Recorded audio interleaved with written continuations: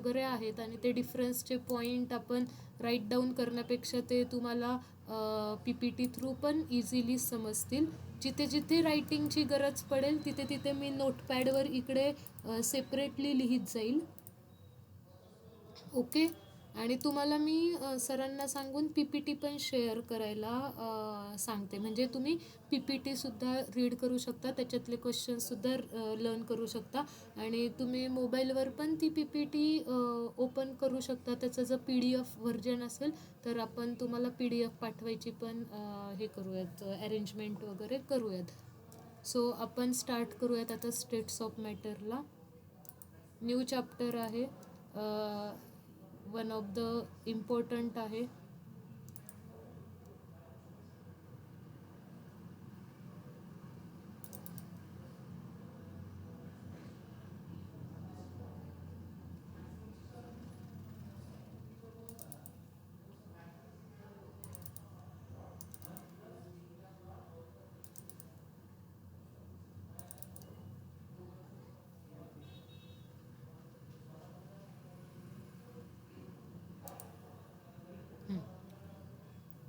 सगळ्यांना दिसतंय व्यवस्थित?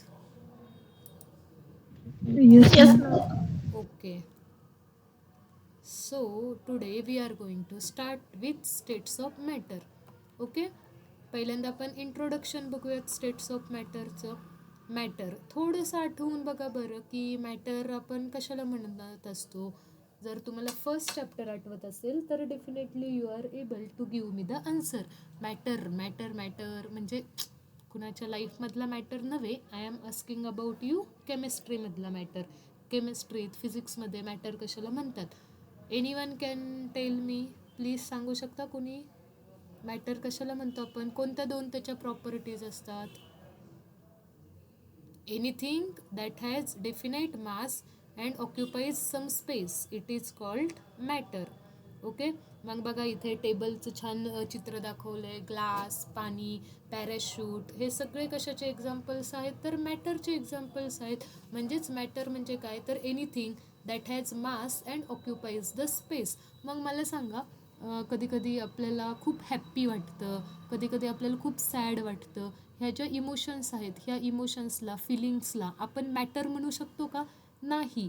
कारण त्या किती मास कॅरी करतात हे आपल्याला नाही माहिती. मला आज किलोभर दुःख झालं किंवा आज मी किलोभर हॅप्पी झाले असं आपण म्हणत नाही. कारण इमोशन्स, फिलिंग्स ह्या मासलेस आहेत, त्यांचा मास आपण मेजर करू शकत नाहीत. पण जे ऑब्जेक्ट्स आपल्याला दिसतात, जी हवा आपण म्हणजे इनहेल करतो, एक्सेल करतो, एअर वगैरे, हे कशाचे एक्झाम्पल्स आहेत तर मॅटरचे एक्झाम्पल्स आहेत. Okay. Next, common forms of matter. मॅटरचे कॉमन फॉर्म्स कुठले? Solid, then liquid and then gas. Okay. These are the basic things that you know already. Next, property of solid, liquid and gases. Okay. Definite shape. आता सॉलिडची property, सॉलिडचा shape हा fix असतो. मोबाईलचा shape change करून बघा बरं, येईल का? मोबाईलचा शेप चेंज करता नाही येणार. कॉम्पॅक्ट नेचर आहे. अनटिल अँड अनलेस तो मोबाईल फुटत नाही तोपर्यंत त्याचा शेप चेंज होणार नाही. चेअर, टेबल, तुमचा रायटिंग पॅड, लॅपटॉप, सॉलिड्स आहेत, त्यांचा शेप कसा असणार आहे? डेफिनाईट असणार आहे. लिक्विडचा शेप हा डेफिनाईट नसतो. तुम्ही बघितलं असेल, ज्या कंटेनरमध्ये आपण लिक्विड ॲड करू ना त्या कंटेनरचा शेप लिक्विड घेत असतं. आणि गॅसचा सुद्धा शेप कंटेनर नसतो. जर हर्ट आपल्याला दिलवाला जर बलून तुम्ही बघितला तर त्या बलूनमधला जो गॅस आहे त्या गॅसचा शेप हा दिलवाल्या बलूनसारखा झाला. ओव्हल शेपमधला बलून जो असतो तो ओव्हल शेपमधला जो बलून आहे त्याच्यातला गॅस हा ओव्हल शेपमधला असणार आहे. म्हणजेच गॅसचा सुद्धा शेप फिक्स नसतो, डेफिनाईट नसतो. सॉलिडचं व्हॉल्यूम डेफिनेट असतं, लिक्विडचं सुद्धा व्हॉल्यूम डेफिनेट असतं, बट गॅसचं व्हॉल्यूम डेफिनाईट नसतं. मग गॅसचं शेप डेफिनाईट नसतो, गॅसचं व्हॉल्यूमसुद्धा डेफिनाईट नसतं. Next property, intermolecular force of attraction. Now the intermolecular force of attraction म्हणजे काय हे आपण डिटेल थोड्या वेळातच बघणार आहोत. बट आत्ता तुम्ही एवढंच लक्षात ठेवू शकता, दोन मॉलिक्युल्समधला फोर्स आणि अट्रॅक्शनवाला 2 मॉलिक्युल्समधलं फोर्स ऑफ अट्रॅक्शन. मग सॉलिडमध्ये 2 मॉलिक्युल्स यांच्यामधला फोर्स कसा असतो तर खूप स्ट्रॉंग असतो, कारण सॉलिडचे पार्टिकल्स हे एकदम एकमेकांना चिटकून जवळ बसलेले असतात. तुम्ही जर कधी एखादं बाहेर कुठं गेलात, फॉर एक्झाम्पल तुम्ही जर बसनी वगैरे कुठे ट्रॅव्हल करत असताल, तुम्ही ते छोट्या बाळाला जर तुम्ही ऑब्झर्व केलं ना, तर ते जे छोटं बाळ असतं आपल्या आईला, आपल्या वडिलांना, आपल्या फॅमिली मेंबरला एकदम असं चिटकून जवळ बसलेलं असतं. का तर त्याला सेफ फील होत असतं म्हणून. इंटरमॉलिक्युलर फोर्स कसा असतो, स्ट्रॉंग असतो. सॉलिडचे मॉलिक्युल्स एकमेकांचे एकदम क्लोजली टाईटली कॉन्टॅक्टमध्ये असतात, बिकॉज त्यांच्यामधला फोर्स कसा आहे 2 मॉलिक्युल्समधला स्ट्रॉंग. लिक्विडमध्ये वीक आणि गॅसमध्ये तर एवढा वीक असतो की मॉलिक्युल्स हे एकमेकांपासून लांबच असतात, व्हेरी वीक. ओके, क्लिअर आहे सगळ्यांना? पहिला पॉईंट कुठला बघितला आपण? Definite shape, then definite volume, आणि मग इंटरमॉलिक्युलर फोर्स ऑफ अट्रॅक्शनबद्दल. नेक्स्ट आहे पॅकिंग. सॉलिडची पॅकिंग जर बघितली तर एकदम कशी असते, रेग्युलर पॅकिंग असते, अशी कंटिन्युअस असते, पॅक असते. लिक्विडमध्ये क्लोजली पॅक असतात सगळे मॉलिक्युल्स एकमेकांशी. लिक्विडमध्ये मॉलिक्युल्सच्या मध्ये थोडं डिस्टन्स असतं, लूजली पॅक असतात, आणि गॅसमध्ये very loosely pack. Okay, next is, बघा इथे ते दाखवतात आहे ॲनिमेटेड फॉर्ममध्ये. सॉलिड, लिक्विड आणि गॅस. सॉलिड, लिक्विड, गॅस ह्यांना आपण इंटर कन्वर्ट करू शकतो. इंटर कन्वर्ट करू शकतो म्हणजेच एकमेकांना काय करू शकतो, चेंज करू शकतो. सॉलिड टू लिक्विड, आता आईस, वॉटर आणि स्टीम. आता बघा बरेच मुली स्टीम घेतात बरं का, आणि स्टीम घेणं खूप चांगलं असतं. म्हणजे आपण म्हणतो ना, सर्दी वगैरे झाली की वाफ घ्यायची. One of the best thing, कारण आपण मेडिसिन्स वगैरेचा जास्त इंटेक नाही करायचा. घरगुती पद्धतीने आधी सगळ्या गोष्टी ट्राय केल्या पाहिजेत. आणि स्किनसाठी पण बेस्ट असते स्टीम घेणं. आईस सॉलिड फॉर्ममध्ये, वॉटर फॉर्ममध्ये बघा मॉलिक्युल्स एकमेकांपासून थोडे लांब झाले, आणि आता गॅसमध्ये बघा मॉलिक्युल्स तर एकमेकांपासून फारच लांब गेलेले आहेत. म्हणजेच आईसचं वॉटरमध्ये कन्व्हर्जन होऊ शकतं, स्टीममध्ये पण कन्व्हर्जन होऊ शकतं. सॉलिडमध्ये बघा पार्टिकल्स एकमेकांच्या एकदम क्लोजली कॉन्टॅक्टमध्ये आहेत, म्हणजे पार्टिकल्स चिटकलेत एकमेकांमध्ये. लिक्विडमध्ये पार्टिकल्सच्या मध्ये गॅप आहे, आणि बघा असा तो झिगझॅग किती छान दाखवलेला आहे. आणि गॅसमध्ये तर अजून जास्त गॅप आहे. Force of attraction, density. सॉलिडची डेन्सिटी हाय असते, लिक्विडची त्याच्यापेक्षा कमी, आणि गॅसची डेन्सिटी लिस्ट असते. Do you know how many other forms of matter exist? आता आपल्याला जनरली सॉलिड, लिक्विड आणि गॅसेसच माहिती आहेत. अजून दुसरे कुठले फॉर्म्स असतात का मॅटरचे? तर येस असतात. अमेझिंग फॉर्म्स ऑफ मॅटर कुठले कुठले आहेत बघा आता मग. Plasma state, Bose Einstein condense state, fermionic condense state, quark condense state. Okay, आता ह्याच्याबद्दल इन डिटेल हायर लेवलला तुम्ही शिकता. आपल्याला ह्या लेवलला सॉलिड, लिक्विड आणि गॅसेस, मॅटरच्या ह्याच 3 स्टेटबद्दल डिस्कस करायचं आहे. बट कधी तुम्हाला व्हायवाला वगैरे विचारलं ऑदर स्टेट असतात का, तर येस, मॅटरच्या ऑदर स्टेट पण असतात. आणि कुठल्या कुठल्या? Plasma, Bose Einstein condensate, Fermi ionic condensate आणि क्वार्क कंडेन्सेट, आणि कोलायडल स्टेटसुद्धा होती, जी की आपण आधीच्या चॅप्टरमध्ये लर्न केलेली आहे. चलो, MCQ. Solid has fix shape, fix volume, both, none of this. चलो आप बताओगे मुझे आंसर, क्या आएगा answer? Solid has both. Yes, correct, solid has both. Very good. Next, the intermolecular force of attraction among the gas molecule. गॅस मॉलिक्यूलमध्ये intermolecular force कसा असणार आहे? Very strong, weak. येस, बघूया. Strong, weak, very weak and none of this. So correct option is correct, very weak. Conditions for state of matter. Okay, the state of matter depends upon the following two conditions: temperature and pressure.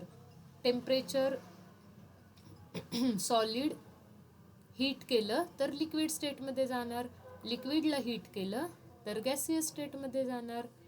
Okay. आता बघा, आईसला heat केलं, water in liquid form, वॉटरला heat केलं तर steam तयार होणार. म्हणजेच आपण मॅटरच्या स्टेट्स काय करू शकतो, चेंज करू शकतो. मॅटर्सला आपण इंटरकन्व्हर्टेबल नेचर आहे असं म्हणू शकतो. एका फेजमधून दुसऱ्या फेजमध्ये किंवा आपण एका स्टेटमधून दुसऱ्या स्टेटमध्ये मॅटर चेंज होऊ शकतं. ओके. Kinetic energy of the molecule increases. आता what you mean by kinetic energy, म्हणजे कायनेटिक एनर्जी काय तुम्हाला सांगता येईल का? कायनेटिक एनर्जीमध्ये मोशन होत असते का? कायनेटिक एनर्जी जर पार्टिकल्सला असतील तर ते पार्टिकल्स मोशनमध्ये असतील का? काय वाटतं तुम्हाला? Yes ma'am. Yes, correct. Kinetic energy म्हणजेच पार्टिकल्समध्ये मोशन असणार आहे. आणि पोटेन्शियल एनर्जीमध्ये मॉलिक्युल्स ऑब्जेक्ट हा स्टेडी स्टेटमध्ये असतो. करेक्ट ना? तर मग आईसमध्ये मॉलिक्युल्स हे क्लोजली एकमेकांच्या कॉन्टॅक्टमध्ये असतात, त्याच्यामुळे कायनेटिक एनर्जी खूप कमी असते. वॉटरमध्ये मॉलिक्युल्स थोडे एकमेकांपासून लांब असतात, त्याच्यामुळे मग मॉलिक्युल्स काय करू शकतात, थोडी मुवमेंट, थोडंसं असं इकडे तिकडे मूव्ह होऊ शकतात.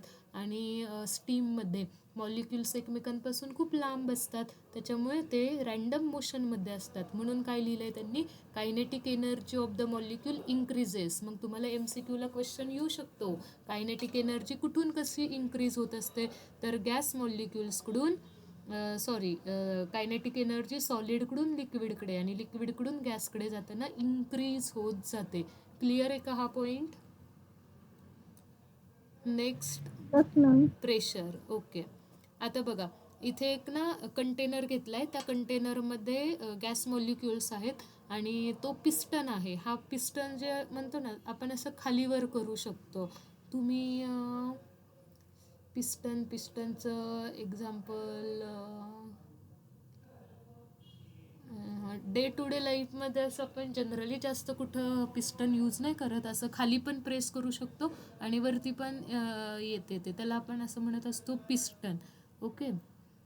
मग बघा, आता खाली आपण त्या पिस्टननी खाली प्रेस केलं म्हणजे आपण वरतून प्रेशर दिलं की व्हॉल्यूम काय झालं, डिक्रीज झालं. Downward piston movement increases pressure. जर आपण पिस्टनला डाऊनवर्ड डायरेक्शनमध्ये नेलं म्हणजेच आपण काय केलं, प्रेशर इंक्रीज केलं. आणि प्रेशर इंक्रीज केलं तर काय होणार आहे, अट्रॅक्टिव्ह फोर्सेस इंक्रीज होतील आणि मग गॅसचं कन्व्हर्जन लिक्विडमध्ये होतं. Transformation of liquid to gas. Temperature is equal to high, pressure low. Observe the experiment. आता आपल्याला काय करायचं आहे, लिक्विडला गॅसमध्ये कन्वर्ट करायचं आहे. मग टेम्परेचर आपण हाय ठेवणार. ऑब्व्हियसली वॉटरला जर स्टीममध्ये कन्वर्ट करायचं असेल तर वॉटरला आपण हीट करतो आणि पण प्रेशर कसं ठेवतो, लो ठेवतो. मग बघा, आता खालून त्यांनी हीट दिली आणि प्रेशर पण कमी होतं, प्रेशर पण ते अप्लाय नव्हते करत, त्याच्यामुळे काय झालं, मग तो पिस्टनवरती गेला आणि मॉलिक्युल्स काय व्हायला लागले, रँडम डायरेक्शनमध्ये मूव्ह व्हायला लागले, गॅसियस स्टेटमध्ये कन्वर्ट झाले. Transformation of gas into liquid. आता गॅसला आपल्याला लिक्विडमध्ये आणायचं आहे. मग गॅसला जर लिक्विडमध्ये आणायचं असेल तर मॉलिक्युल्समधलं फोर्स ऑफ अट्रॅक्शन वाढलं पाहिजे. म्हणजेच काय व्हायला पाहिजे, तर प्रेशर वाढलं पाहिजे. प्रेशर ज्यावेळेस आपण वाढवू त्यावेळेस काय होईल, गॅस मॉलिक्युल्स एकमेकांच्या कॉन्टॅक्टमध्ये येतील आणि टेम्परेचर काय करायचं आहे, कूल डाऊन करायचं आहे. बघा, वॉटरला गॅसला जर तुम्ही कूल केलं, गॅस घेतला आहे आणि त्या गॅसला जर तुम्ही कूल केलं तर त्या गॅस मॉलिक्युल्सचं कन्व्हर्जन वॉटरमध्ये होतं. आणि प्रेशर हाय प्रेशर केलं म्हणजेच तुम्ही त्या गॅस मॉलिक्युल्सला एकमेकांच्या कॉन्टॅक्टमध्ये आणलं प्रेशर हाय करून आणि ते गॅस मॉलिक्युल्स लिक्विडमध्ये कन्वर्ट झाले. बघा, प्रेशर तुम्ही देताय आणि ते मॉलिक्युल्स एकमेकांच्या जवळ येतील आणि लिक्विडमध्ये त्यांचं कन्व्हर्जन होईल. ओके, क्लिअर आहे हे सगळ्यांना? ह्याच्यात काही डाऊट आहे? No ma'am. Okay. Next, states of matter depend on. मॅटरच्या स्टेट्स कशावर डिपेंड असतात? Temperature, pressure, both, none of this. काय आन्सर असणार आहे? बोथ. Both, yes, correct. मॅटरच्या states temperature as well as प्रेशरवर डिपेंड असतात. Next, transformation of liquid to gas. लिक्विडला आता गॅसमध्ये कन्वर्ट करायचं आहे, मग occurs at high temperature, high pressure. आता टेम्परेचर हाय तर ऑब्व्हियसली लागणार, लिक्विडला गॅसमध्ये कन्वर्ट करायचं आहे म्हटल्यावर. पण प्रेशर कसं लागेल? हाय प्रेशर लागेल का लो प्रेशर लागेल? काय वाटतं तुम्हाला? Low pressure. Yes, correct, low pressure लागणार आहे. कारण जर आपण प्रेशर वाढवलं तर गॅस मॉलिक्युल्स उलट एकमेकांच्या अजून कॉन्टॅक्टमध्ये येतील, लिक्विड मॉलिक्युल्स उलट अजून एकमेकांच्या कॉन्टॅक्टमध्ये येतील. त्याच्यामुळं हाय टेम्परेचर आणि low pressure is the correct option.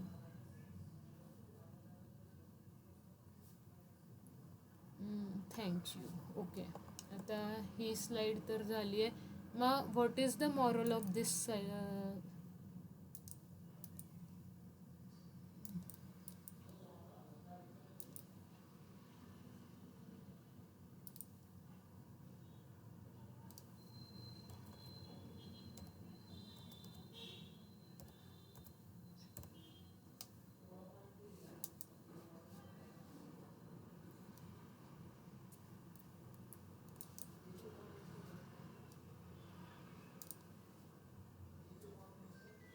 बाकी how many of you,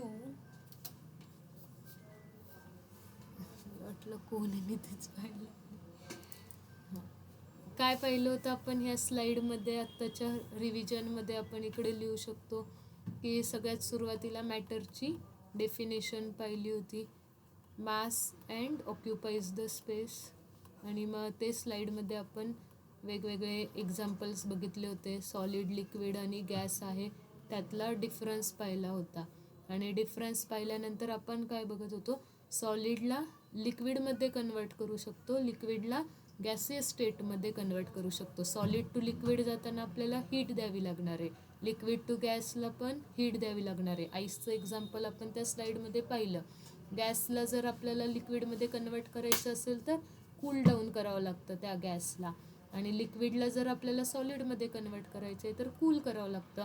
basic आहे की लिक्विड आहे, वॉटर जर तुम्ही ठेवलं तर तुम्ही ते कूल केलं तर आईसमध्ये कन्वर्ट होतं. म्हणजे लिक्विड टू सॉलिड जाताना तुम्हाला कुलिंगची कंडिशन द्यावी लागते. आणि कुलिंगची कंडिशन कशी देतो आपण? हाय प्रेशर इन्क्रीज करत जातो, त्यालाच आपण काय म्हणणार आहोत? Cooling.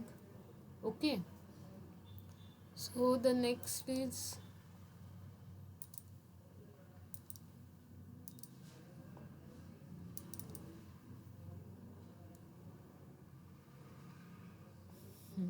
States of matter, intermolecular force of attraction.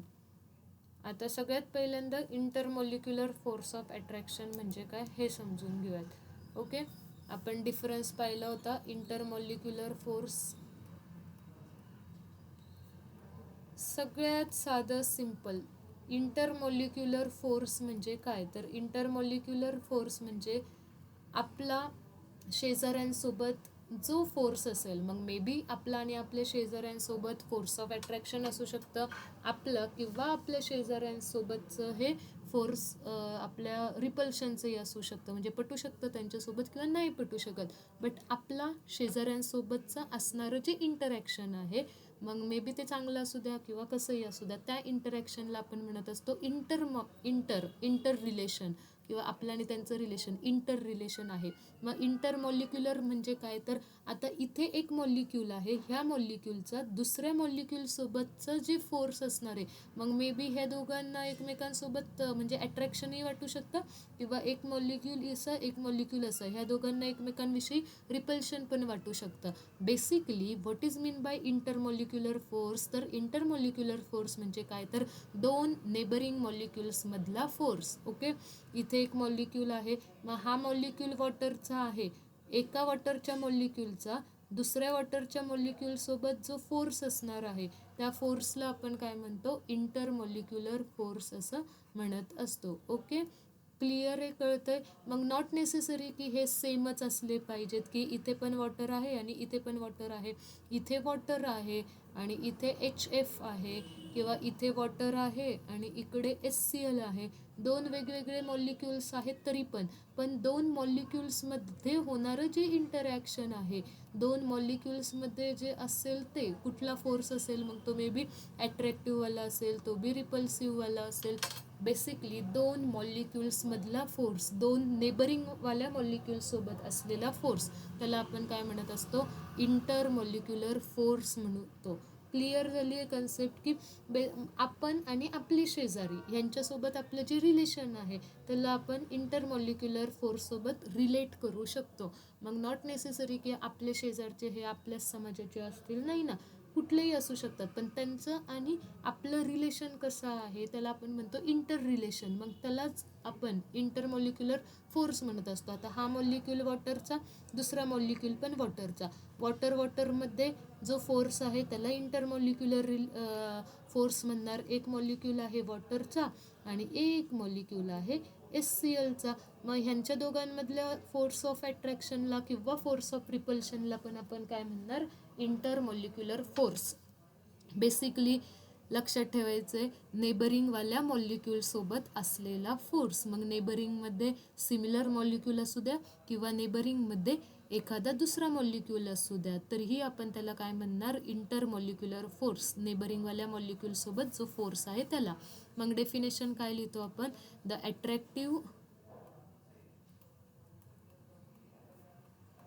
Attractive as well as the attractive as well as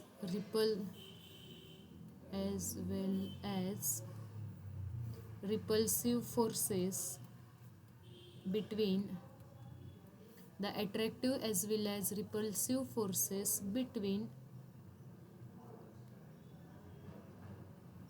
forces present between neighboring molecules, present between neighboring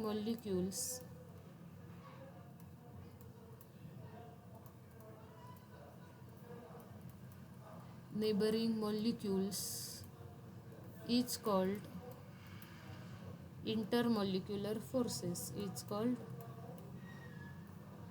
intermolecular forces.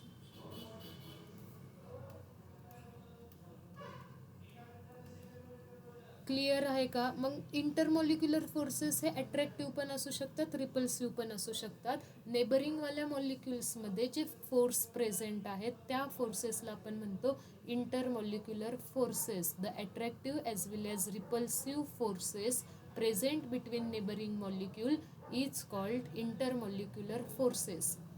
Clear आहे? Yes, ma'am. ओके. मग आता इंटरमॉलिक्युलर फोर्सेसचा यूज काय असतो? तर जर आपल्याला strength माहीत असेल, स्ट्रेंथ ऑफ इंटरमॉलिक्युलर फोर्स जर आपल्याला माहीत असेल, स्ट्रेंथ ऑफ इंटरमॉलिक्युलर फोर्स जर आपल्याला नोन असेल, तर आपण काय सांगू शकतो? वेगवेगळ्या फिजिकल प्रॉपर्टीज सांगू शकतो त्या कंपाऊंडच्या किंवा त्या मॉलिक्युल्सच्या फिजिकल प्रॉपर्टीज सांगू शकतो. जसं की कुठल्या कुठल्या फिजिकल प्रॉपर्टीज असतात? Melting point, boiling point, viscosity, surface tension.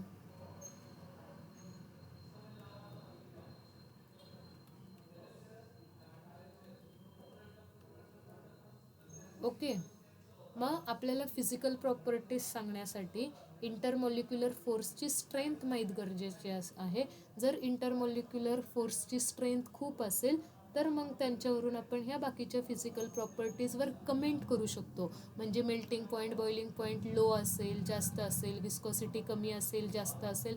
जर आपल्याला इंटरमॉलिक्युलर फोर्सेसचं नॉलेज असेल तर आपण ह्या फिजिकल प्रॉपर्टीजवर कमेंट करू शकतो, एखादी ऑर्डर सांगू शकतो, लॉजिक लावू शकतो. बेसिकली ह्या सगळ्याचं लॉजिक बेसिक कुठं आहे? तर इंटरमॉलिक्युलर फोर्सेसच्या स्ट्रेंथवर डिपेंड आहे. मग इंटरमॉलिक्युलर फोर्स म्हणजे काय कळालं का? Attractive as well as repulsive force present between a neighbouring molecule is called intermolecular force. आपलं आणि आपल्या शेजारच्यांसोबत जे रिलेशन आहे त्याला आपण इंटर रिलेशन म्हणतो.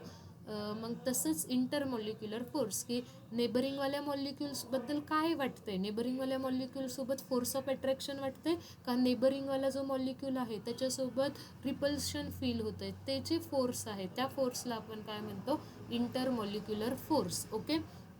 मग बघा, intermolecular force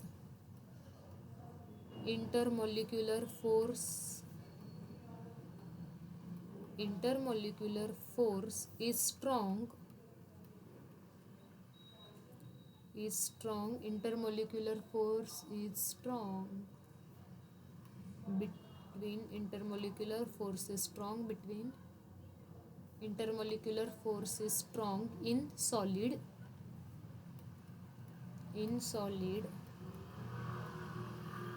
as compared to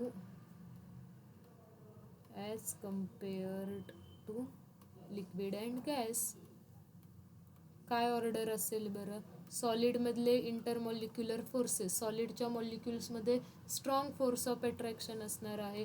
मग सॉलिड म्हणून तर सॉलिडचे मॉलिक्युल्स एकदम एकमेकांना असे पॅक असतात, कॉम्पॅक्ट नेचर असतं. मग लिक्विडमधल्या मॉलिक्युल्समध्ये असेल. आणि सगळ्यात कमी इंटरमॉलिक्युलर फोर्स कुठे असणार आहे? तर गॅसमध्ये. ओके, क्लिअर आहे इथपर्यंत? लेट मी नो, क्लिअर आहे? Yes, ma'am. Yes, ma'am. Okay. So आता आपल्याला बघायचं आहे की इंटरमॉलिक्युलर हे जे फोर्सेस आहेत ह्याचे 5 टाईप्स आहेत. ओके, 5 types of intermolecular forces.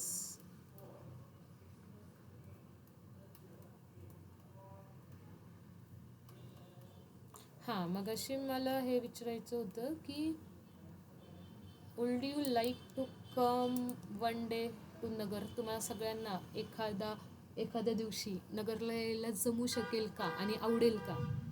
Yes, comment ma'am. करून सांगा. Yes. Okay, definitely I will talk with Sujit sir. जर आपला फेअरवेल आहे आता 12वीचा, कधी आहे वगैरे काही फिक्स नाही आहे, पण मला असं वाटतं त्या फेअरवेलला तुम्ही पण ऑनलाईनचे विद्यार्थी असले पाहिजे.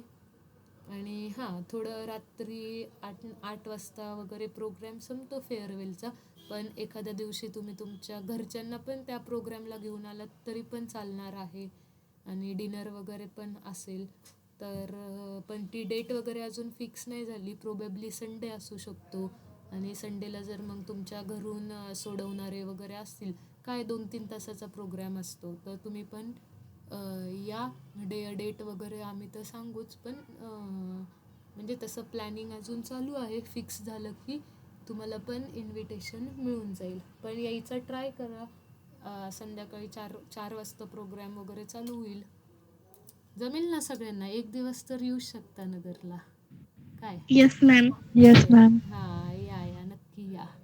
आपले तेवढं म्हणजे ह्यानी कनेक्शन बिल्डअप होतात. आणि मग तुम्ही जसं तुमची 12th चालू होईल तसं आपण वन डे ठेवू शकतो की ऑनलाईनवाले एखाद्या दिवशी येऊ शकता. या डाऊट वगैरे विचारायला वगैरे. कुठल्या ना कुठल्या रिझनने आपण नगरमध्ये येतो. जर तुम्हाला रोज पॉसिबल नसेल तर मग एखाद दिवशीच डाऊट सगळे घेऊन यायचे. सगळे टीचर्स पण त्यावेळेस अवेलेबल असतील वगैरे.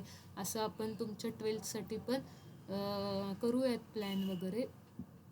पण त्याच्यामुळे मग तुम्हाला एक माहीत पण होईल की कसे आहेत किंवा काय. नेक्स्ट आहे आता कुठले 5 टाईप्सचे इंटरमॉलिक्युलर फोर्स असतात. तर पहिला आहे dipole interaction. Dipole interaction.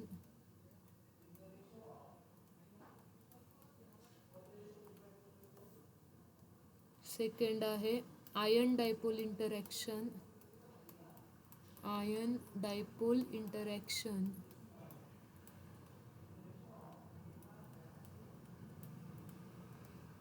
Third is dipole induced induced dipole interaction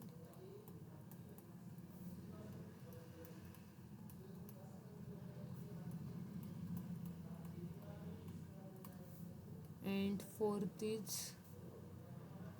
hydrogen bonding.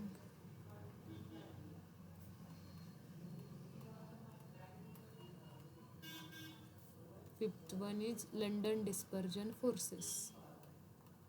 London dispersion forces. Okay, आता आपल्याला 1 बाय 1 हे सगळे बघायचे आहेत. त्याच्यासाठी मग आता आपण स्लाईडची हेल्प घेऊयात. बघा, intermolecular force of attraction. Polar interaction होऊ शकतं किंवा नॉन पोलर इंटरॅक्शन होऊ शकतं. ओके, मग आता पहिल्यांदा आपण बेसिक थोडंसं त्यांनी सांगितलंय, तर आपण ते बघूयात की पोलर इंटरॅक्शन होऊ शकतं किंवा नॉन पोलर इंटरॅक्शन होऊ शकतं. पोलर इंटरॅक्शन म्हणजे काय, तर बघा, पोल्सचा मिनिंग होतो डायपोल किंवा 2 पोल्स असतील, एक पॉझिटिव्ह पोल असेल आणि एक निगेटिव्ह पोल्स असतील. मग पॉझिटिव्ह आणि निगेटिव्ह पोल्स जर असतील तर तिथे काय असणार आहे, तर फोर्स ऑफ अट्रॅक्शन. याला आपण म्हणतो की पोलर इंटरॅक्शन. मॉलिक्युलचं नेचर पोलर आहे. पोलर म्हणजे काय, की तिथे 2 अपोजिट चार्जेस डेव्हलप होतात. 2 अपोजिट चार्जमधलं इंटरॅक्शन, 2 अपोजिट चार्जमधलं इंटरॅक्शन.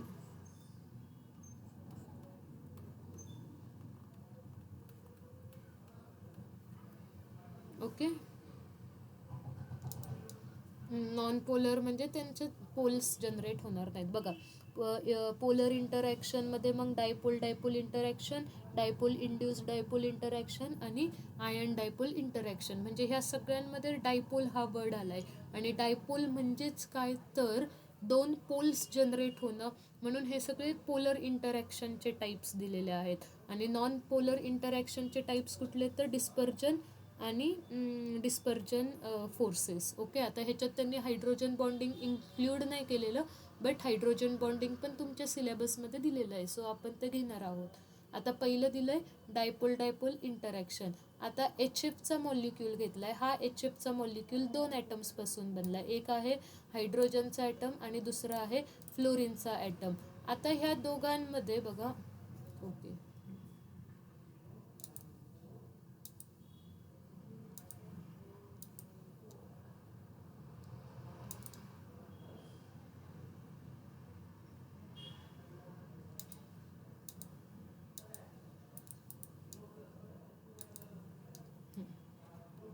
आता HFचा मॉलिक्यूल आहे. हायड्रोजनने एक इलेक्ट्रॉन शेअर केला आहे आणि फ्लोरीनने सुद्धा एक इलेक्ट्रॉन शेअर केला आहे. आता बघा, fluorine has a tendency to pull or attract the electrons towards itself. म्हणजे आता बघा, फ्लोरीन काय करतोय की स्वतःकडे इलेक्ट्रॉन्स नाही का ओढून घेतोय.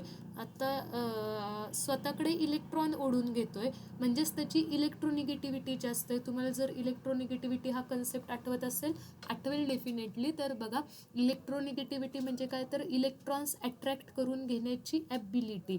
मग इलेक्ट्रॉन्स अट्रॅक्ट करून घेतोय, निगेटिव्ह चार्ज तो अट्रॅक्ट करून घेतोय. म्हणजेच मग फ्लोरीनवर कुठला चार्ज येणार आहे, partial negative. Fluorine is the most electronegative atom. आता मग हे इलेक्ट्रॉन्स कुठे जातात ते, तर फ्लोरीनकडे जातात ते. मग फ्लोरीनच्या डोक्यावर बघा पार्शियल निगेटिव्ह चार्ज आला. आता बिचारा हायड्रोजन, त्याच्या डोक्यावर मग पार्शियल पॉझिटिव्ह चार्ज आला. कारण इलेक्ट्रॉन तर निघून गेले कुणाकडे, फ्लोरीनकडे. इलेक्ट्रॉन निघून गेले, निगेटिव्ह चार्ज निघून गेला, म्हणजे मग हायड्रोजन कसा असणार आहे, पॉझिटिव्ह. आणि फ्लोरीनच्या डोक्यावर कुठला चार्ज आलाय, निगेटिव्ह चार्ज आलाय. डेल्टाचा मिनिंग काय असतो, स्लाइट ऑर पार्शियल, म्हणजे थोडासा. अजून त्यांच्यातला बॉन्ड ब्रेक झालाय का, नाही. बॉन्ड ब्रेक झाल्यावर कंप्लीट पॉझिटिव्ह आणि कंप्लीट निगेटिव्ह चार्ज येत असतो. जोपर्यंत बॉन्ड ब्रेक होत नाही तोपर्यंत पार्शियल पॉझिटिव्ह आणि पार्शियल निगेटिव्ह असं आपण लिहित असतो. ओके, आता charge molecule is polar molecule. मग ज्याच्यावर असे चार्जेस डेव्हलप होतात, 2 पोल्स डेव्हलप होतात, एक पॉझिटिव्ह एंड असतो, एक निगेटिव्ह एंड असतो, तशा मॉलिक्युल्सला पोलर मॉलिक्यूल म्हणणार. मग मला सांगा, पोलॅरिटी कशामुळे होतीये, तर आपल्याला इतकं कळतं की इलेक्ट्रोनिगेटिव्हिटीचा डिफरन्स आहे म्हणून असे 2 पोल्स जनरेट होतात. एक ॲटम, एक एलिमेंट दुसऱ्यापेक्षा जास्त इलेक्ट्रोनिगेटिव्ह असल्यामुळं तो इलेक्ट्रॉन्स काय करतो, अट्रॅक्ट करून घेतो. त्याच्यामुळे असे 2 पोल्स डेव्हलप होतात. ते मग पोलॅरिटीचं मेन रिझन काय आहे तर इलेक्ट्रोनिगेटिव्हिटीमधला डिफरन्स. हा वर्ड खूप इम्पॉर्टंट आहे. फक्त इलेक्ट्रोनिगेटिव्हिटी नाही, दोघांच्या इलेक्ट्रोनिगेटिव्हिटीमध्ये डिफरन्स आहे. एकाची इलेक्ट्रोनिगेटिव्हिटी जास्त आहे, एकाची इलेक्ट्रोनिगेटिव्हिटी कमी आहे. ज्याची इलेक्ट्रोनिगेटिव्हिटी जास्त तो इलेक्ट्रॉन्सला म्हणतो चल माझ्यासोबत, माझी इलेक्ट्रोनिगेटिव्हिटी जास्त आहे. मग इलेक्ट्रॉन्स त्याच्याकडे जातात. इलेक्ट्रॉन्स त्याच्याकडे गेल्यामुळं त्याच्या डोक्यावर निगेटिव्ह चार्ज येतो. म्हणतो ना की आता समजा एखादं लहान बाळ असेल, एका मावशीच्या हातात जर कॅडबरी असेल आणि दुसऱ्या मावशीच्या हातात जर चॉकलेट असेल, तर ते लहान बाळ पण ज्या मावशीच्या हातात कॅडबरी आहे ना तिच्याकडेच जाणार आहे. ते लहान बाळ त्या दुसऱ्या मावशीकडे नाही जाणार जिच्या हातात एखादं छोटंसं चॉकलेट असेल.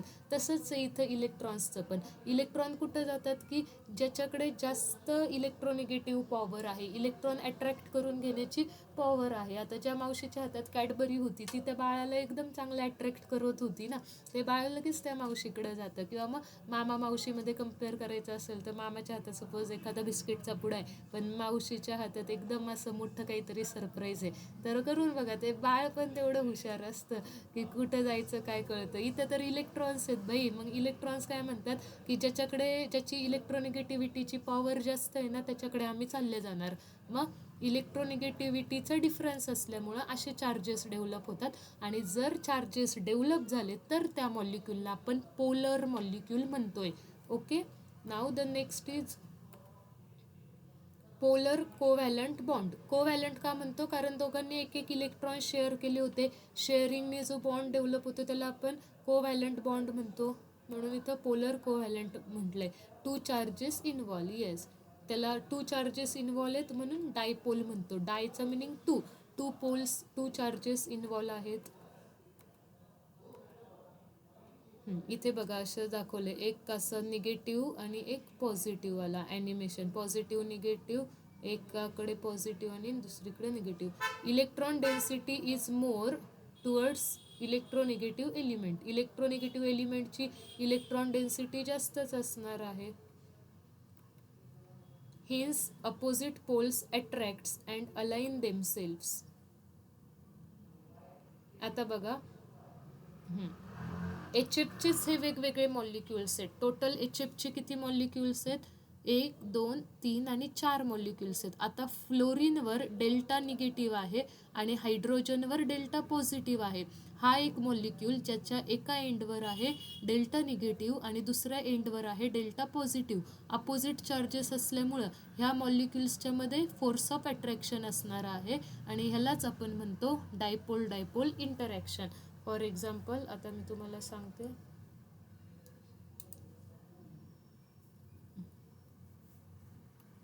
First dipole dipole interaction. Dipole dipole interaction. मग सगळ्यात पहिल्यांदा डायपोल डायपोल इंटरॅक्शन कुणामध्ये होणार तर पोलर मॉलिक्युल्समध्ये होणार. कारण 2 पोल्स जनरेट झाले पाहिजे. 2 पोल्स कुठं जनरेट होतील तर पोलर मॉलिक्युल्समध्ये 2 पोल्स डेव्हलप होतील. मग पोलर मॉलिक्युल्स कोण असतात तर ज्यांच्या इलेक्ट्रोनिगेटिव्हिटीचा डिफरन्स असेल, कोव्हॅलंट बॉन्ड आहे आणि इलेक्ट्रोनिगेटिव्हिटीचा डिफरन्स आहे covalent bond. And electronegativity difference जर असेल, इलेक्ट्रोनिगेटिव्हिटी डिफरन्स असल्यामुळं मॉलिक्यूलला पोलॅरिटी येते, 2 पोल्स डेव्हलप होतात. मग आता बघा, हा आहे एक एच एफचा मॉलिक्यूल. फ्लोरीनवर आहे डेल्टा निगेटिव्ह, हायड्रोजनवर आहे डेल्टा पॉझिटिव्ह. आता दुसरा मी एच एफचा मॉलिक्यूल घेतला. ओके, आता इथे हायड्रोजनवर आहे डेल्टा पॉझिटिव्ह आणि फ्लोरीनवर आहे डेल्टा निगेटिव्ह.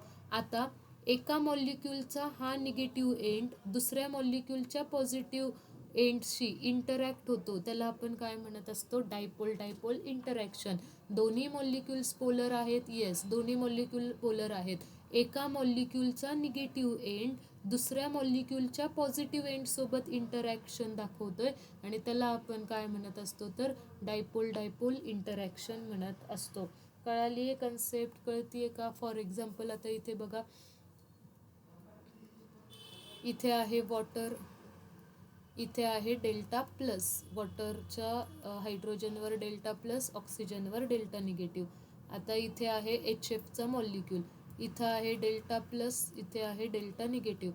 आता ह्या HFच्या मॉलिक्युल्सच्या फ्लोरीनवर आहे पार्शियल निगेटिव्ह आणि हायड्रोजनवर आहे पार्शियल पॉझिटिव्ह. मग दोन मॉलिक्युल्सच्या मध्ये एका मॉलिक्युलचा निगेटिव्ह एंड दुसऱ्या मॉलिक्युलच्या पॉझिटिव्ह एंडसोबत अट्रॅक्शन दाखवतोय, एक इंटरॅक्शन दाखवतोय, त्याला आपण काय म्हणणार? Dipole dipole interaction. कळतंय का? नावातच आहे डायपोल डायपोल, दोन पोलर मॉलिक्युल्स मधलं इंटरॅक्शन. मग पॉझिटिव्ह पॉझिटिव्ह इंटरॅक्शन करतील का? फॉर एक्झाम्पल मी जर HFचा मॉलिक्यूल आहे, हा जर असा ड्रॉ केला, एक HFचा मॉलिक्यूल, इथं डेल्टा निगेटिव्ह, इथं डेल्टा पॉझिटिव्ह, आणि हा मॉलिक्यूल असं लिहिलं F-H, delta negative delta plus, अशी जर अरेंजमेंट असेल तर हे दोघं एकमेकांना रिपल्शन करणार.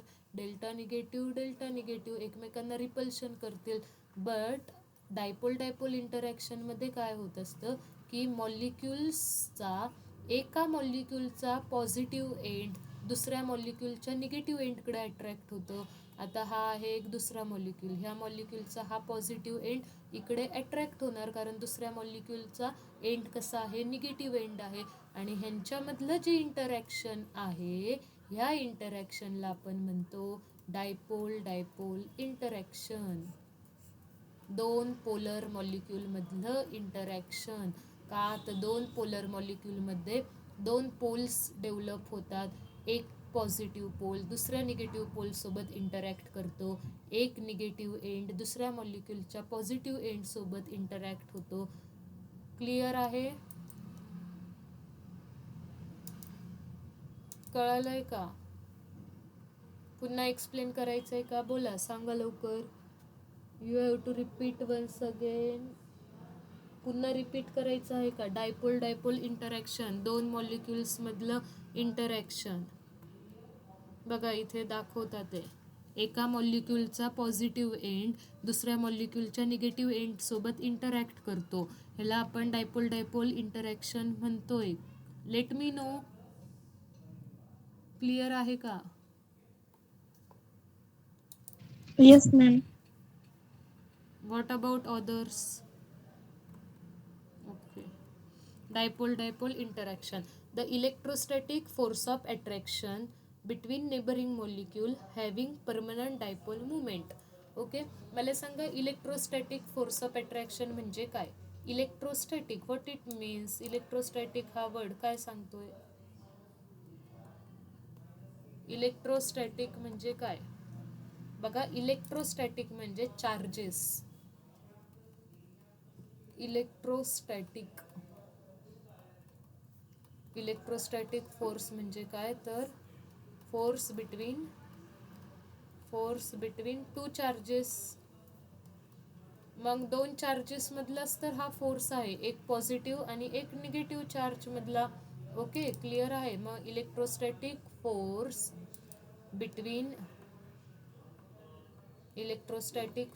Between neighbouring molecule.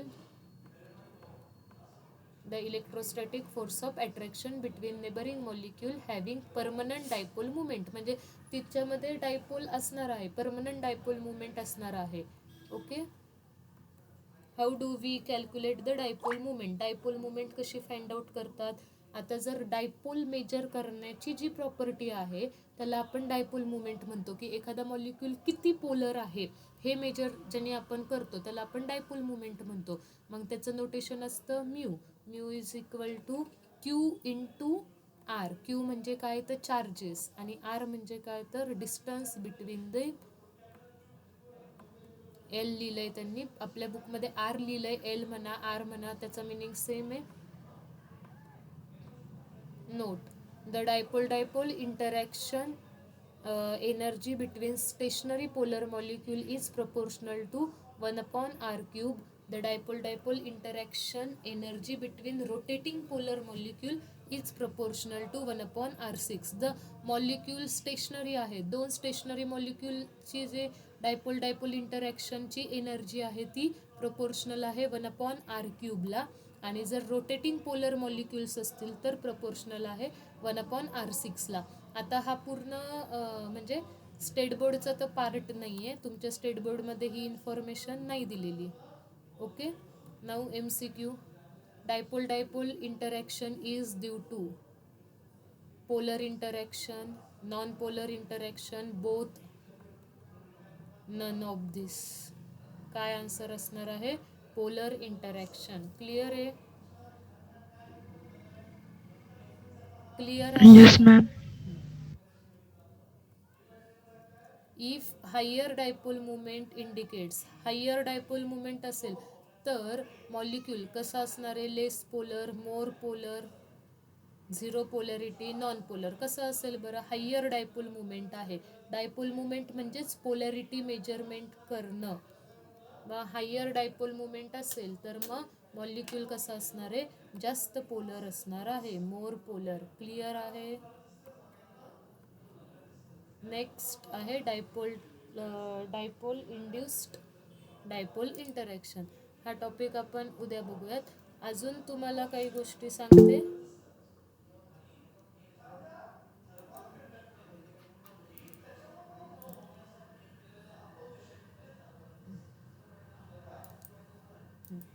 अजून काय पॉईंट सांगते बघा डायपोल मुवमेंटचाच. डायपोल